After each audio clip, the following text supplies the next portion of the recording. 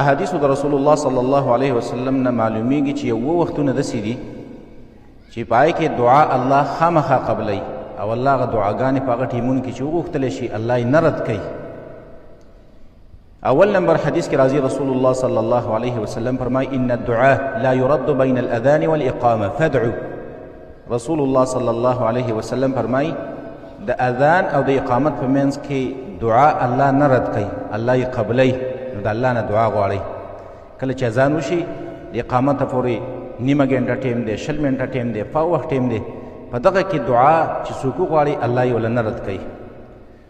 دویم په سجده کې څوک د الله نه دعا وغواړي، نوافلو کې سجده کوي او په هغې کې د الله نه دعا وغواړي یا په عام خاص یو سجده ولګوي، ځان له سجده ولګوي او په هغې کې د الله نه دعا وغواړي. حدیث کې راځي رسول الله صلی الله علیه وسلم فرمایي اقرب ما يكون العبد من ربه وهو ساجد فاکثر الدعاء.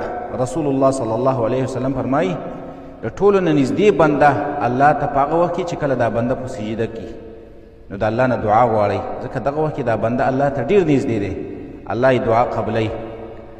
دریم چې دعا الله قبلوي، نبي صلی الله علیه وسلم فرمایي ان في الجمعة لساعة لا يوافقها مسلم يسأل الله فيها خيرا إلا أعطاه إياه. رسول الله صلی الله علیه وسلم فرمایي د جمعې په ورځ باندې یو خاص یو ګړی دی، یو ټیم دی، یو وخت دی، یو ساعت دی چې په هغې کې بنده د الله نه څه شی وغواړي الله یې وله ورکوي.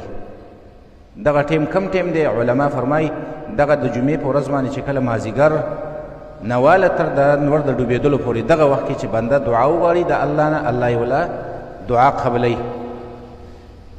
بله کله چې رسول الله صلی الله علیه وسلم فرمایي کله چې تاسو د بانګي اواز واورئ، بانګي اذان وکړي، اواز وکړي او په هغه وخت یو بنده دعا وغواړي الله یې وله قبلوي. رسول الله صلی الله علیه وسلم فرمایي واذا سمعتم صياح الديكه فاسألوا الله تعالى من فضله فإنها رأت ملكا. رسول الله صلی الله علیه وسلم کله چې بانګي اواز وکړي نو په دغه وخت کې تاسو د الله نه دعا غواړئ، ځکه هغه ملک ولیدله، هغه کې ملک هم راغلی دی په دغه ټیم کې، نو د الله نه دعا غواړئ الله یې قبلوي.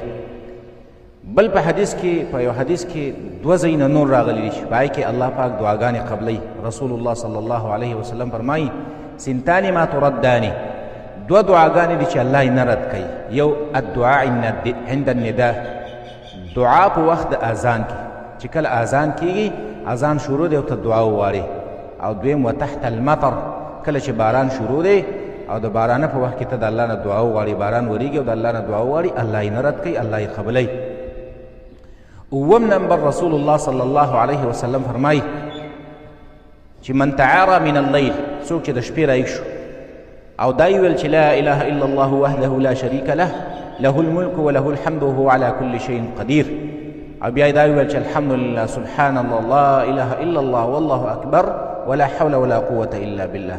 دا الفاظ یې ویل او دا کلمات یې ویل او ثم قال اللهم اغفر لي، بیا یې داسې ویل چې الله ما معاف کړي، او دعا یا یو بله دعا وغوښتله نو استجیب له، الله به د دې بنده دا دعاګانې قبولې کړي، الله به وله دا دعا نه رد کوي، الله یې وله خامخا قبلوي. دا 2 وختونه داسې دي چې په دې کې الله پاک د انسان او د یو مسلمان بنده چې کله شرعي دعاګانې او د حرامو دعا نه غواړي نو الله پاک یې وله دعاګانې قبلوي.